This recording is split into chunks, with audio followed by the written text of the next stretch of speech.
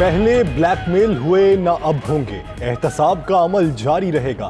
पूरी कौम अपने इदारों के साथ खड़ी है। वज़ीर-ए-आज़म इमरान खान की बाबर अवान से गुफ्तगू। पार्टी इजलास से खिताब करते हुए कहा, APC के फैसले से किसी को परेशानी नहीं। ऑल पार्टीज कॉन्फ्रेंस में बैठे चेहरों और उनके जाती मकासद से कौम आगाह है। हुकूमत और इदारों के खिलाफ बयानबाजी भारतीय लॉबी को खुश करने की अक्कासी थी। इदारे एक पेज पर और मुल्क के इत्तेहाद की जमानत है।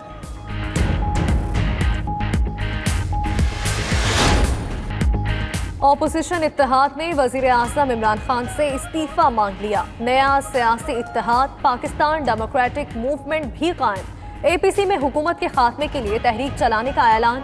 तहरीक के पहले मरहले में अक्टूबर से चारों सूबों में मुश्तरका रैलियां और जलसे होंगे। दिसंबर में दूसरे मरहले में बड़े जलसे किए जाएंगे। जनवरी में इस्लामाबाद की तरफ लॉन्ग मार्च होगा। मुनासिब वक्त पर असम्बलियों से इस्तीफे दिए जाएंगे।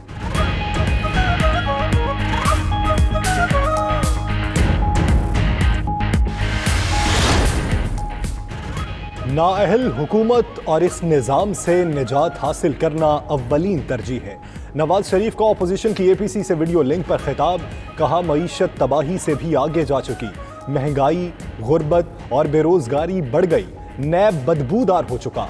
जल्द इन सब का यौम हिसाब आएगा। शहबाज शरीफ ने कहा, हुकूमत का मजीद कायम रहना पाकिस्तान के वजूद के लिए खतरा है। बिलावल भुट्टो बोले, हुकूमत के दिन गिने जा चुके।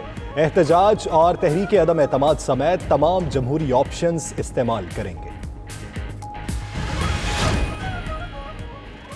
वोट को इज्जत दो, वो कह रहे हैं जो कोर्ट को इज्जत नहीं दे रहे। शेख रशीद के प्रोग्राम सुबह सवेरे पाकिस्तान में गुफ्तगू। कहा, इससे ज्यादा आज़ादी क्या हो सकती है। एक मुल्जिम को खिताब की इजाजत दी। फैटफ कानून मनी लॉन्ड्रर्स के लिए मौत का पैगाम है। हाफिज हुसैन अहमद ने कहा, JUI ने वाज़ेह तौर पर असम्बलियों से इस्तीफे देने की तजवीज़ दी। गुफ्तगू ना दिखाने पर मौलाना फजलुर रहमान ने शिकवा किया। रहनुमा नून लीग मोहम्मद जुबैर बोले, नवाज शरीफ ब्लैकमेल कर रहे हैं, ना ही उन्होंने कश्तियां जलाई हैं। चेयरमैन नेपरा ने के इलेक्ट्रिक को रॉबिन हुड करार दे दिया। चेयरमैन नेपरा ने कहा, गुज़श्ता 15 साल में बिजली की फराहमी बेहतर बनाने के लिए क्या इकदाम उठाए हैं। MQM रहनुमा ख्वाजा इजहार ने कहा कि इलेक्ट्रिक को कौमी तहवील में लिया जाए। जमात इस्लामी के अमीर कराची हाफिज नईमुर रहमान ने कहा कि बारिश शुरू होते ही बिजली कैसे बंद हो जाती है। शहरियों की भी के इलेक्ट्रिक के खिलाफ शदीद नारेबाजी।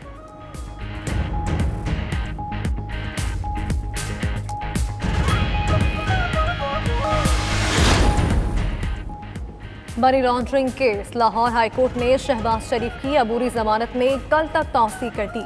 अदालत का शहबाज शरीफ के वकील को कल भी दलाल जारी रखने का हुक्म। शहबाज शरीफ ने गैर रस्मी गुफ्तगू में कहा कि मुआलिज जब इजाजत देंगे नवाज शरीफ पाकिस्तान आ जाएंगे।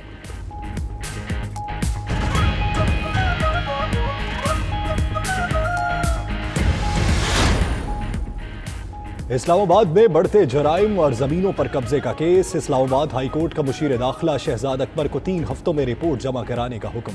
चीफ जस्टिस अतर मिनल्ला ने रिमार्क्स दिए कि सारा निज़ाम करप्ट हो चुका है। अदालत के सामने आया है कि रियासत की रिट कहीं नहीं, मफादात का टकराव हर जगह नजर आ रहा है।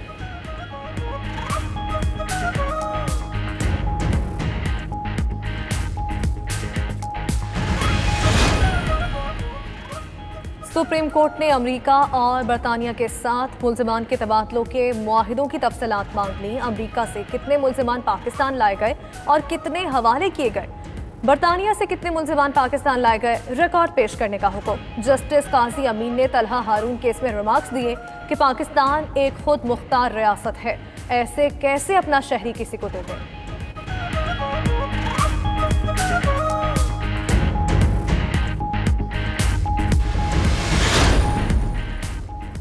नया आलमी मालियाती स्कैंडल सामने आ गया। दुनिया के बड़े बैंक मुजरिमों के मुआवन बन गए। मनी लॉन्ड्रिंग में मुआवनत की। अमरीकी बैंक ने फ्रॉडियों को लाखों डॉलर्स की मुंतकली में मदद दी। बरतानवी मीडिया के मुताबिक अमरीकी बैंक HSBC ने मालूमात के बावजूद मुजरिमों की मुआवनत की। लंदन रूसी दौलत से भरा हुआ है।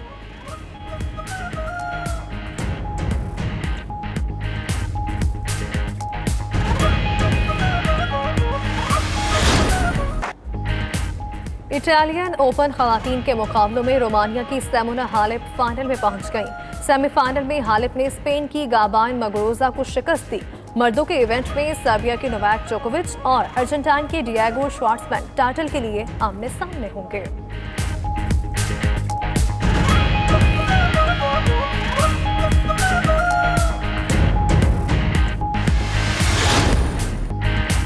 स्पेन के मावरिक विनाल्स ने मोटोजीपी ग्रां प्री जीत ली। स्पेन के ही जॉन मीर दूसरे नंबर पर रहे।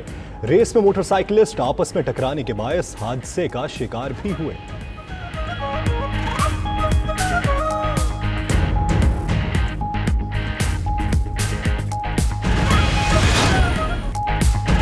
और मलका तरन्नुम नूरजहां के मद्दाह आज उनकी 94वीं सालगिरह मना रहे हैं। आवाज में जास्पियर, कानों में रस घोलने वाली और मैदान सुखन की मलका नूरजहां के मधुर सुर लोग आज तक ना भूल सके।